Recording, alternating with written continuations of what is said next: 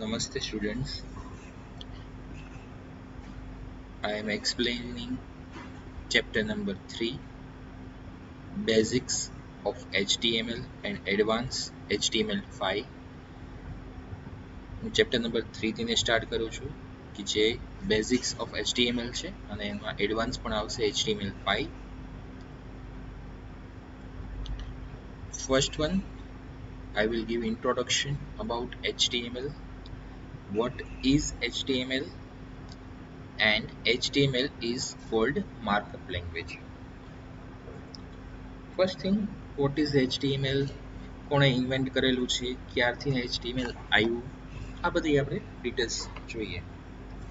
એના પહેલાં પણ HTMLનું full form of HTML or HTML stands for Hypertext Markup Language, કે જે ઇન્વેન્ટ કરવામાં આવ્યું હતું by Tim Berners-Lee at CERN in European Laboratory. ત્યાં એક ઇન્વેન્ટ કરવામાં આવ્યું હતું અને ત્યાર પછી એનો યુઝ થતો થયો. ઘણી વખત એવું કહેવાય છે કે HTML પ્રોગ્રામિંગ લેંગ્વેજીસ છે, પણ એકચ્યુઅલ HTML એ પ્રોગ્રામિંગ લેંગ્વેજ નથી. HTML is not a programming language. We can say it is a markup language. એક માર્કઅપ લેંગ્વેજ છે, પ્રોગ્રામિંગ લેંગ્વેજ નથી, કે જેમાં આપણે HTMLમાં ઘણા બધા ટેગ્સ યુઝ કરતા હશું, ટેગ સ્ટાર્ટ થતા હશે, ઓવર થતા હશે, આ બધું આપણે એમાં જોશું. હવે HTML નો યુઝ શેના માટે થાય છે? HTML નો યુઝ શેના માટે થાય છે? It is a standard language for creating web pages. A web page create કરવા માટે થાય છે, or we can say કે ફાઇલ ક્રિએટ કરવા માટે થાય છે, કે ડોક્યુમેન્ટ ક્રિએટ કરવા માટે થાય છે. So a web page is a document or file written in HTML that is stored on a web server and can be viewed over the internet using a browser. આપણે જે કંઈ file બનાવેલી હશે કે ડોક્યુમેન્ટ બનાવેલું હશે HTML નું, એ એક સર્વર ઉપર રાખવામાં આવ્યું હશે અને ગ્લોબલી ઓલ ઓવર વર્લ્ડમાં ગમે તે જગ્યાએથી ઇન્ટરનેટ થ્રુ એક્સેસ થઈ શકતું હશે. ઇન્ટરનેટની એમાં રિક્વાયરમેન્ટ કમ્પલસરી રહેશે એન્ડ એમાં બ્રાઉઝરની પણ રિક્વાયરમેન્ટ રહેશે, કે કેમ કે આઉટપુટ કઈ જગ્યાએ જોઈ શકીએ છીએ. લાઈક તમે કોઈ પણ વેબસાઇટ ઓપન કરો તો ઓન ધેટ ટાઈમ તમે બ્રાઉઝર પહેલાં ઓપન કરો છો, then you type web address in the address bar and that page will be open if there is a internet connection.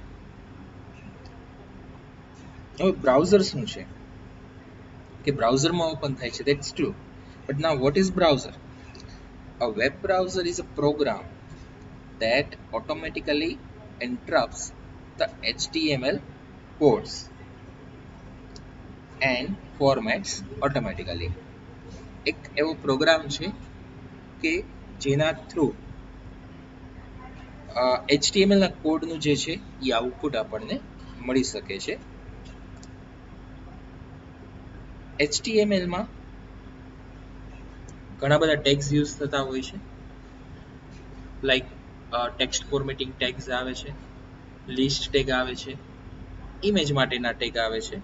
તો આવા ડિફરન્ટ ઘણા બધા ટેગ્સ ત્યાં આવશે. So now, what is a web server?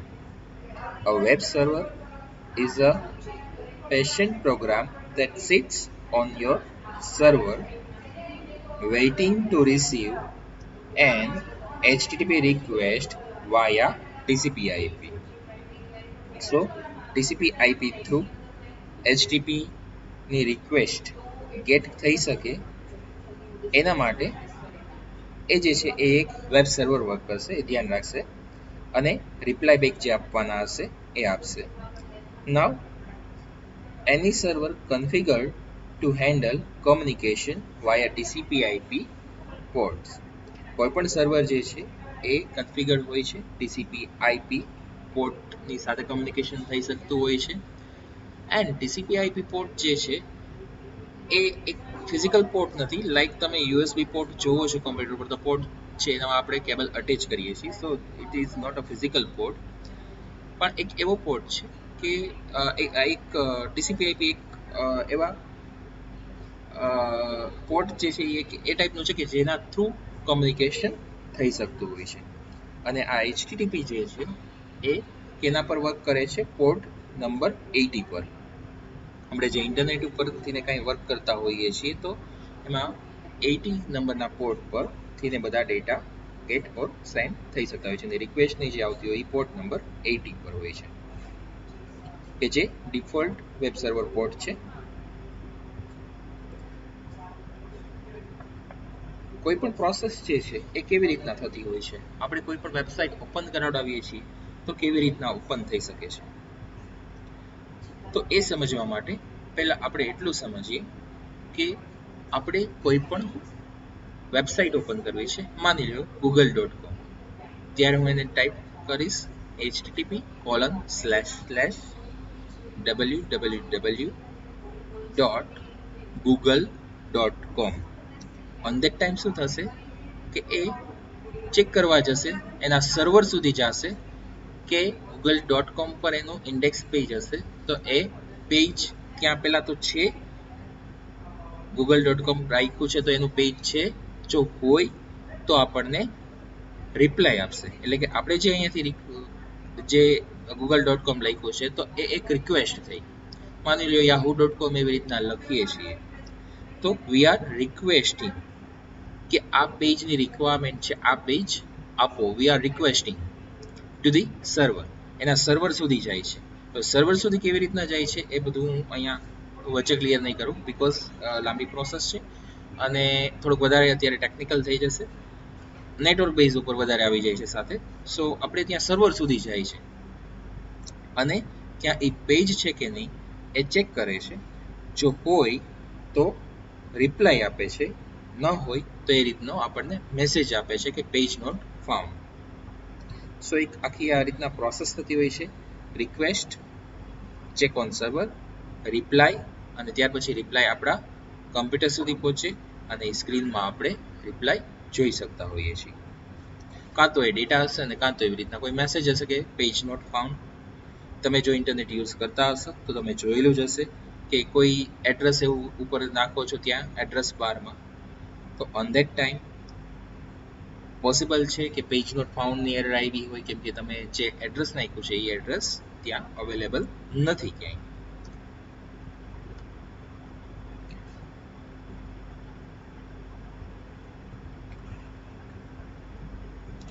હવે જે આપણે કોઈ પણ પેજની રિક્વેસ્ટ કરીએ છીએ તો એનું હોમ પેજ હોય છે. હોમ પેજ એટલે કે એનો મેઇન પેજ છે કે જેમાં બાકી બધી ડિટેલ્સ કોમનલી આપેલી હોય કે જે કોઈ પણ યુઝર આવે તો એને એક પહેલાંનું ઈ પેજ જ ઓપન થતું હોય. તમે કોઈ પણ વેબસાઇટ ચેક કરી શકો છો. કોઈ પણ વેબસાઇટ લાઈક amazon.com ઓપન કરો છો તો ત્યાં એનું જે પેજ ઓપન થાય છે એને હોમ પેજ કહેવાય છે. ઓર અધર વર્ડ હજી એક એનો વધારાનો વર્ડ છે, એને આપણે કહીએ છીએ ઇન્ડેક્સ પેજ પણ કહી શકીએ છીએ. Mostly home page word use વધારે થતો હોય છે, પણ એના માટેને થઈ અને પેજનું નેમ ઘણી વખત ઇન્ડેક્સ પણ આપવામાં આવતું હોય છે. So that is also possible. હવે કોઈ પણ વેબસાઇટ આપણે ઓપન કરીએ તો પહેલાં તો વેબસાઇટ રિલેટેડ થોડુંક ઇન્ટ્રોડક્શન આપી દઉં. વેબ પેજ આપણે જોઈ ગયા. નાઉ what is website? A website is an entire collection of web pages and other information.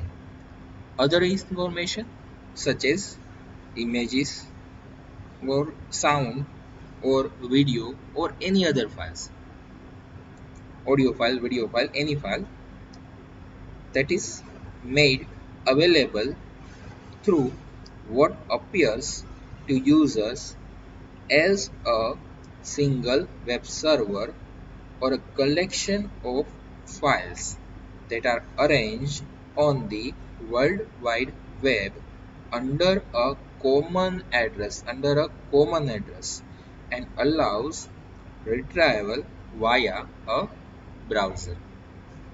ફરીથી એ જ એક્સપ્લેન કરું છું સેકન્ડ ટાઈમ. આપણે બ્રાઉઝર ઉપરથી ને કોઈ પણ એક સાઇટ ઓપન કરીએ છીએ તો એ એક આપણું કોમન એડ્રેસ થઈ ગયું. એની અંડર એ એક સર્વર ઉપર હશે, સર્વર પર જશે એટલે કે એક બીજું કોમ્પ્યુટર છે. સર્વર એ બીજું કંઈ નથી પણ એક બીજું કોમ્પ્યુટર છે, પણ એ ફાસ્ટ કોમ્પ્યુટર છે. રિક્વાયરમેન્ટ એની જે રીતના હોય એ ટાઈપનું કોમ્પ્યુટર છે કે કેમ કે એટ એ ટાઈમ ઘણા બધા યુઝર્સ જે છે એની સાથે કનેક્ટ થઈ શકતા હોય.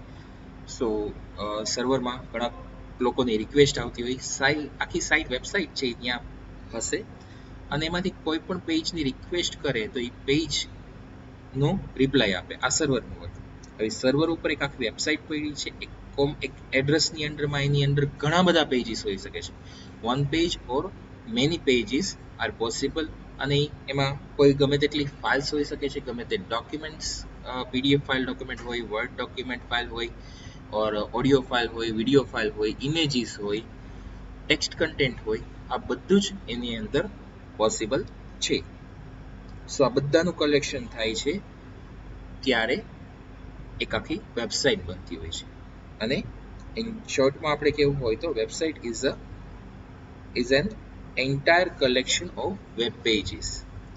વેબસાઇટ જે છે એ શું છે કે ઘણા બધા વેબ પેજીસનું કલેક્શન છે.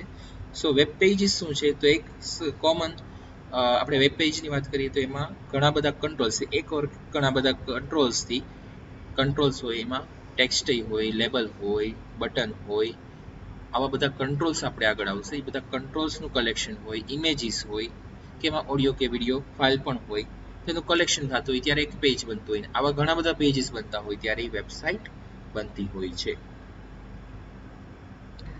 HTML provides number of commands that can be used to place and format text, picture and sounds on web pages.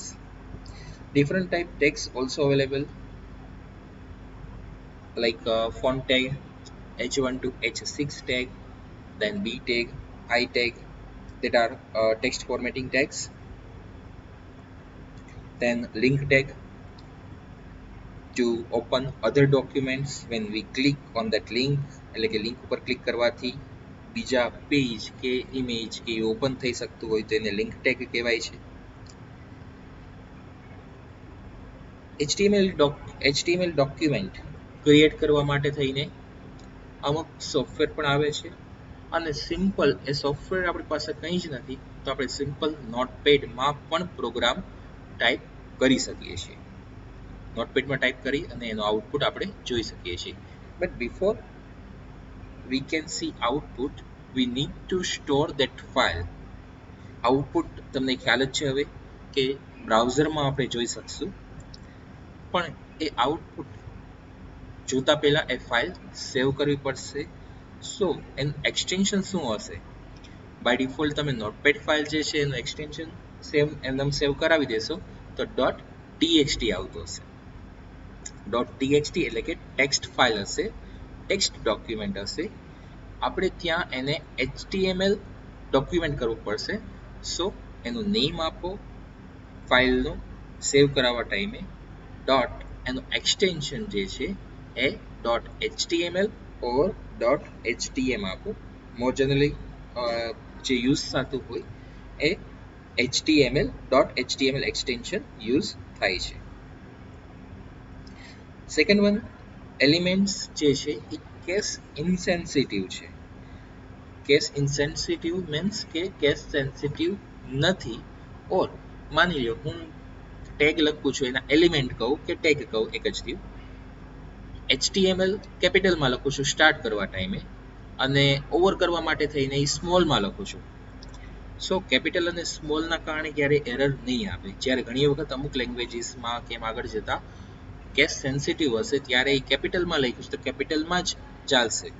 જે કેરેક્ટર કેપિટલમાં હોય કેપિટલમાં જ લખવો પડે, સ્મોલમાં હોય સ્મોલમાં જ લખવો પડે, તો જ પ્રોપરલી વર્ક કરતું હોય છે. જ્યારે અહીંયા HTML છે એ કેસ ઇનસેન્સિટિવ છે. HTMLમાં તમે ટેગ જે છે HTML લખ્યો એ આખો કેપિટલમાં લખ્યો કે આખો સ્મોલમાં લખ્યો કે H કેપિટલમાં લખ્યો અને TML સ્મોલમાં લખ્યો, તો એનાથી કોઈ જ ઇશ્યુ આવવાના નથી. સો HTML જે છે એ આપણા માટે વર્ક કરવું ઘણું ઇઝી થઈ જાય છે અને એક બહુ બિગિનર્સ માટે બેઝિક માર્કઅપ લેંગ્વેજ છે કે જેનો યુઝ કરી અને વેબ પેજમાં આઉટપુટ જોઈ શકાય છે. આપણે કયા બ્રાઉઝર યુઝ કરી શકીએ? ઘણા બધા આપણે ઓલરેડી નેમ જોઈ ગયા છીએ. કોઈ પણ બ્રાઉઝર તમે યુઝ કરશો એમાં HTML સપોર્ટેડ હશે ને હશે જ. હા, ઘણી વખત એવું થતું હોય છે કે તમારી બ્રાઉઝર અપડેટેડ હોવું જોઈએ. તો કદાચ ઇન કેસ તમારું બ્રાઉઝર અપડેટેડ ન હોય તો તમે એને અપડેટેડ કરી શકો છો. ગૂગલ પર જઈ કોઈ પણ બ્રાઉઝર જે તમારે રિક્વાયરમેન્ટ હોય એ બ્રાઉઝર સર્ચ કરાવડાવો, એની લિંક તમને મળશે એન્ડ તમારે એક કમ્પ્યુટરમાં ઇન્ટરનેટ હશે તો તમે ડાઉનલોડ કરી શકશો. મોબાઈલ એપ્લિકેશનમાં યુઝ કરતા હોય તો ત્યાં પણ તમે આઉટપુટ જોઈ શકશો. અપડેટેડ રિક્વાયરમેન્ટ હોય તો તમે અપડેટ પણ કરી શકો છો. લાઈક એક ક્રોમનું એક્ઝામ્પલ આપું તો તમે જસ્ટ એટલું સર્ચ કરજો chrome browser download, search this in Google and one small file will તમને એક ત્યાં શો થશે, એ ડાઉનલોડ કરી લો. એ ઇન્સ્ટોલ કરવામાં ફરીથી નેટ ઉપર જઈ અને આખું બ્રાઉઝર ડાઉનલોડ કરશે, આખો પ્રોગ્રામ ડાઉનલોડ કરશે અને ત્યાર પછી તમારા કોમ્પ્યુટર ઉપર એ રન થઈ શકે છે. બાકી એક ક્રોમ બ્રાઉઝર યુઝ જનરલી થતું હોય છે વધારે. ઇન્ટરનેટ એક્સપ્લોરર યુઝ કરી શકો છો, ફાયરફોક્સ યુઝ કરી શકો છો, નેટસ્કેપ નેવિગેટર યુઝ કરી શકો છો, ઓપેરા છે, યુસી બ્રાઉઝર છે, ઘણા લોટ્સ ઓફ બ્રાઉઝર્સ અવેલેબલ છે. જનરલી હું ક્રોમમાં આઉટપુટ જોતો હોઉં છું બિકોઝ એનું એક પ્રોપર આઉટપુટ આવે છે. એવું નથી કે બીજાનું આઉટપુટ સરખું નથી આવતું, પણ હું પ્રિફર વધારે ક્રોમ કરું છું. Then HTML is machine independent and browser accepts the HTML code. HTML જે છે એ મશીન ઇન્ડિપેન્ડન્ટ છે. દેટ મીન્સ કે મશીન ડિપેન્ડન્ટ નથી. મશીન આ ટાઈપનું હશે તો જ પ્રોપરલી આઉટપુટ મળશે કે આ ટાઈપની ઓપરેટિંગ સિસ્ટમ હશે. ઓપરેટિંગ સિસ્ટમ ઇન્ડિપેન્ડન્ટ પણ છે, એટલે કે ઓપરેટિંગ સિસ્ટમ ડિપેન્ડન્ટ નથી. ઓર ઓપરેટિંગ સિસ્ટમ આ જ હોય તો જ આઉટપુટ પ્રોપર મળશે કે તો જ આઉટપુટ મળશે એવું અહીંયા નથી.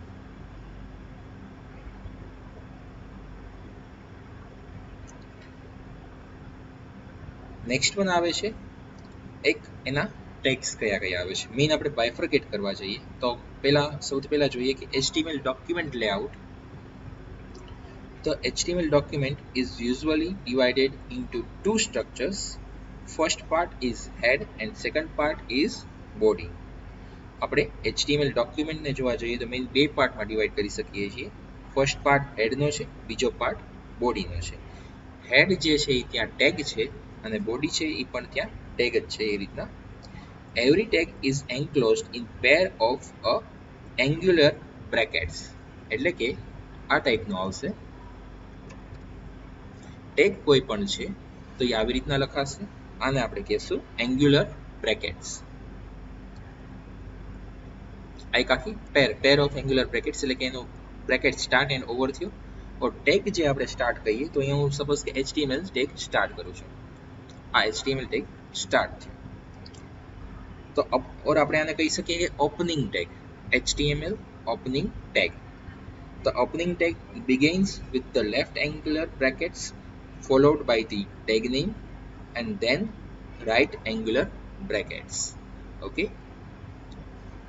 First angular bracket start, then the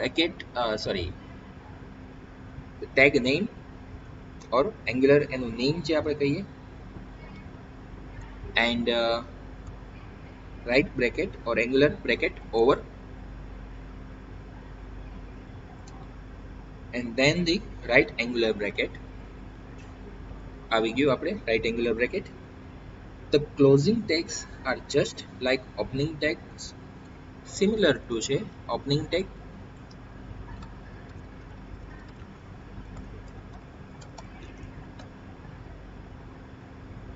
Except that the tag name starts with a slash after opening angular bracket.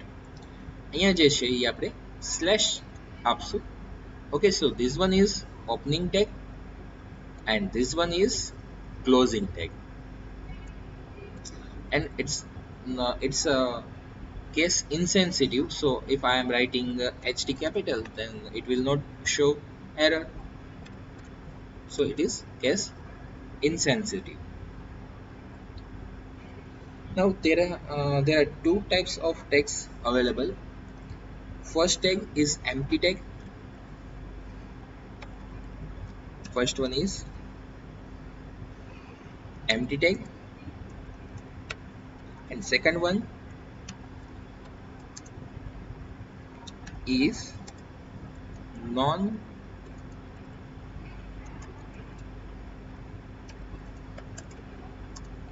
empty tags. બે ટાઈપ આવે છે, empty tags and non empty tags. empty tag એટલે કે એવા tags કે જે close કરવાની જરૂર નથી પડતી. આ અત્યારે આપણે HTML ટેગ સ્ટાર્ટ કર્યો પછી એને ક્લોઝ કરવો પડે છે, પણ એવા ટેગ છે કે જેને આપણે સ્ટાર્ટ કરીએ પણ ક્લોઝ કરવાની રિક્વાયરમેન્ટ ના હોય. Again I am repeating it. empty tags are those which we did not need to close. Giving one example like BR tag or HR tag. This both tag we not required to close. So these both tag are empty tags. Whereas non-empty tags are those which has to be closed. એવા tag છે કે જેને આપણે compulsory close કરવા પડતા હોય છે. Like અહીંયા એક એક્ઝામ્પલ આપું. head tag we need to start and we need to over. સો આમાં આપણે ટેગ સ્ટાર્ટ કરશું, સાથે સાથે કમ્પલસરી હેડ ટેગ ઓવર કરવો પડશે, રાઈટ? તો આને આપણે કહીશું નોન એમ્પ્ટી ટેગ.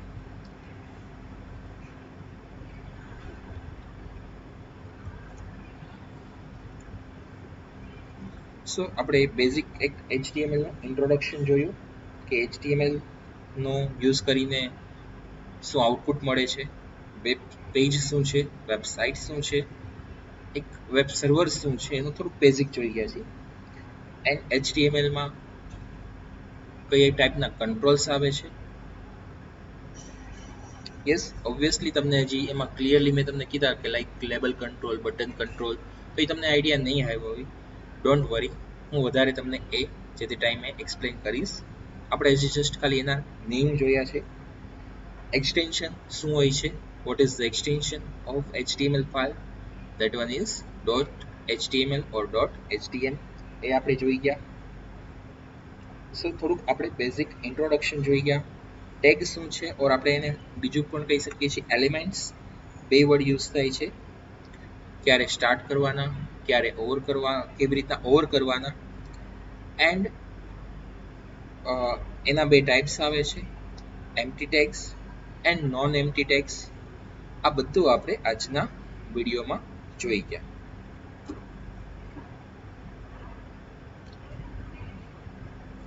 નેક્સ્ટ વિડીયોમાં આપણે એડવાન્ટેજીસ અને ડિસએડવાન્ટેજીસ જોશું. આ વિડીયોમાં આટલું આપણે રાખીએ. Okay, thank you.